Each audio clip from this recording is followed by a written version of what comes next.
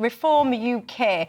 They've been quite vocal, lobbying, Rupert Lowe, the MP in particular, lobbying for quite some weeks now. They want more data transparency when it comes to things like illegal immigration. In particular, he's been campaigning for data related to crimes that's linked to illegal migrants. Well, now he's got his answer. The Home Office has said no. They're saying that they will not honour this request to publish this data. They say that the public doesn't want this data simply to answer questions in Parliament. Goodness me. I think they might be a little bit out of touch on that one. So Rupert has asked all the people to write to their local MP demanding this information.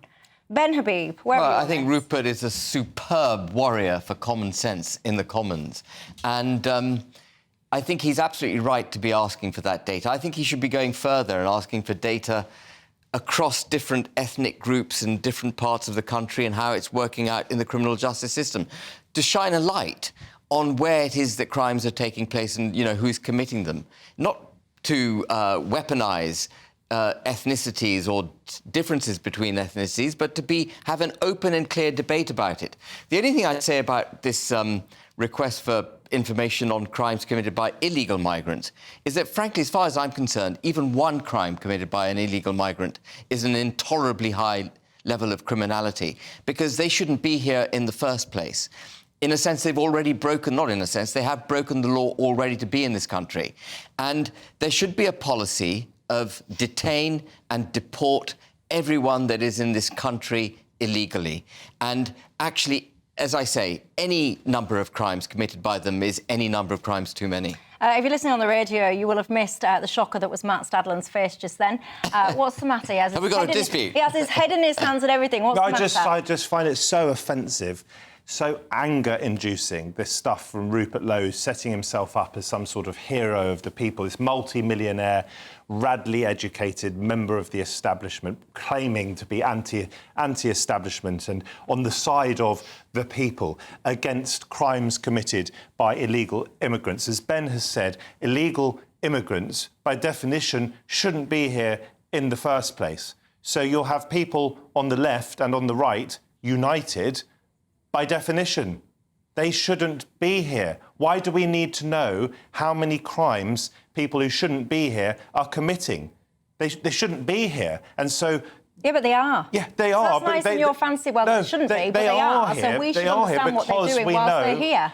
Because what we need to understand is how to solve crimes and how to punish people for crimes, and we seem to be failing to do that. So just to throw extra mud at people, the vast majority of whom are not committing crimes, and the vast majority of whom, the vast majority of whom are, whether they're here illegally or not, are vulnerable. Yes, to try and stigmatise them by linking them to crime is an old trick from a dirty old handbook. He knows what he's doing. He's being divisive and he's spreading hate. Matthew Stadland, they won't be in the data if they have not committed crime, help us to break down crime? Point.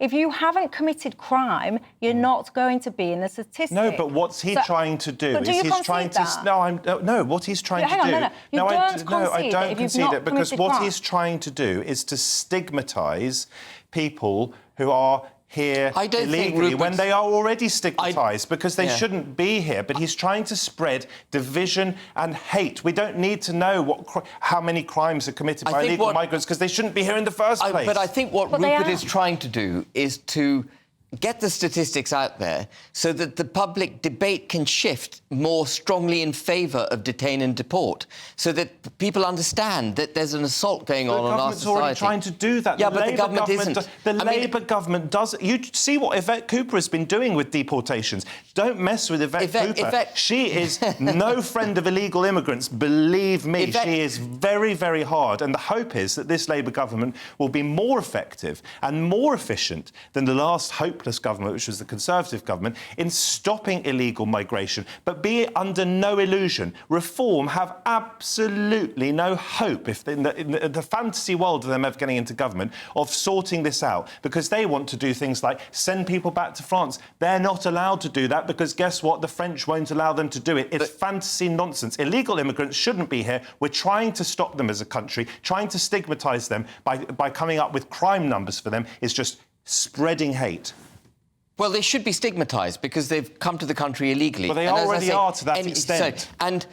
But I don't think Yvette Cooper is the paragon of enforcing our borders in the way that you see it. I mean, first of all, I just want to bank your agreement to illegal migrants being required to be deported. I think that's a fantastic Where they thing. can be, under the law, that's not breaking international law, of course not. And by the way, I'm distinguishing between illegal migrants and asylum seekers. What we are not doing as a country, what the entire Western world seems to have forgotten about, is border enforcement.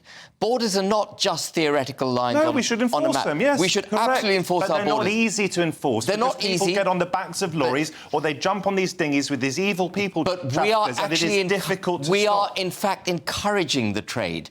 Yvette Cooper, successive governments, they're encouraging the trade. And they're encouraging That's really not true, Ben. They're encouraging it, for example, by spending £50,000 a year in the United Kingdom per head per illegal migrant versus France at £5,000 per head per illegal migrant. They're encouraging it by creating the impression, quite correctly, that Border Force is nothing more than a taxi service. If you can make it to the territorial edge of British waters... OK, this is where we disagree, as you know, extremely strongly. I know, but we have two responsibilities, Hang on, Ben. talk over each OK, we have two responsibilities. One is to save people at sea, and I'm sure, on reflection, you would agree with me on that. And the second is, once people are here, not to treat them inhumanely, but to treat them properly as human beings. And what they need to do is speed up the system. They need to speed up the system and make sure that people who are capable of being deported should be deported, but treat them as human beings while they're here, because they're just as human as you and I. There has to be a deterrent at the point that they seek to enter our territorial waters. Well, we could torture them. Hang on, let him speak. And the Belgians have proven that you can do this. They have a dedicated force which turns around boats as they leave Belgian shores. They intercept them, they use drones, they use sensors, barricades, fast-moving boats, and people don't end up getting hurt. They go back to shore. Remember, these people are not suicidal. These people are seeking a better life for themselves. They're already safe in France, so by definition, they're illegal economic migrants. And what we've got to do is show them that they will be stopped and turned round. If they can make the 12.5-mile journey to the point of our territorial waters, they can turn round and make the journey back. You're ignoring what I've said. Of course, I would love it if we could return these people to France if they're here illegally. The problem is, Ben, that the French won't allow it, and we can't get involved in forcing them to turn round if, in so doing, we are endangering their lives, because we will be breaking the law of the sea, the government will be complicit. Hang on. The government will be complicit in murder. All I'm saying is I don't want illegal immigrants here any more than you do, but we have to act within the law and we should act humanely. Right, final word, Ben. The law of the sea, the international law of the sea, is that you're obliged to rescue people if they're in danger and if it's reasonable to do so. And I emphasise those last few words. It is not reasonable to expect that because you've tipped up on the edge of British international waters in a dinghy, put yourself in this precarious position, that you should therefore be rescued. It's not reasonable. And Article 33 of the same UNCLOS law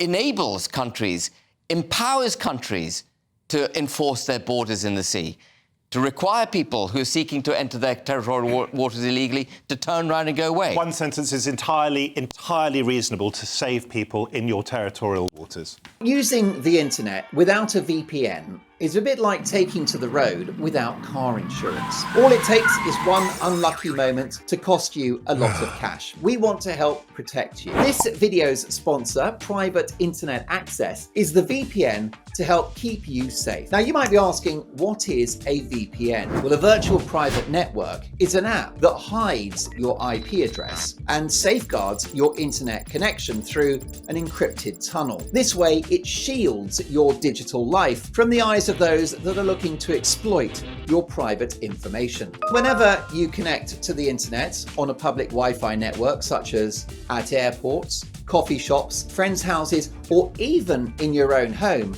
your data is at risk of being stolen. Hackers that are connected to the same Wi-Fi network have the ability to steal your personal data with ease. T-Mobile reached a settlement this year with the US Federal Communications Commission after they suffered data breaches in 2021, 22, and 23. In 2023 alone, over 37 million customers' data was exposed. And it's not just hackers to be concerned about. Information can be censored. When Canada passed their C-18 bill, social media giants decided to ban news content on their platforms. But PIA can protect your ability to consume the news content that you love. Private internet access is available for all platforms: Windows, macOS, Android, Linux, iOS, and you can use one private internet access subscription to protect an unlimited number of devices at the same time. Plus, we've got a huge GBNews discount. Click the link in this video's description and you'll get 83% off PIA. That is under £2 a month, and you'll get an extra 4 months completely free. There's also a 30-day money-back guarantee. So head to piavpn.com/GBNews to start protecting yourself digitally today.